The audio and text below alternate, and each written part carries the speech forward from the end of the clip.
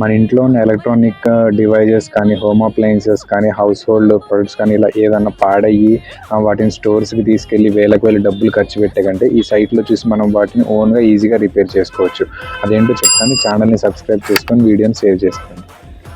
ముందు మనం chrome open చేసుకున్నాక ఈ సైట్ నేమ్ వచ్చేసి ఐఫిక్సిట్ అనమాట. ఓకేనా. వన్స్ ఇది ఓపెన్ చేసిన తర్వాత ఇక్కడ మనకి టాప్‌లోనే వస్తది. ఈ సైట్ ఓపెన్ చేసుకొని ఇక్కడ మనకు చూపిస్తుంది. లైక్ ఇక్కడ మీరు ఏదన్నా మీ ప్రోడక్ట్ కానీ మీ డివైస్ కానీ మీరు సెర్చ్ చేసుకోవచ్చు. లేదంటే ఇక్కడ ఫైండ్ యువర్ డివైస్ అని ఉంది కదా, దాని మీద క్లిక్ చేసి ఇక్కడ మనం ఏ డివైస్ అయితే రిపేర్ చేయాలి అనుకుంటున్నాం ఆ డివైస్ని అయితే మనమైతే ఇక్కడ సెలెక్ట్ చేసుకోవచ్చు.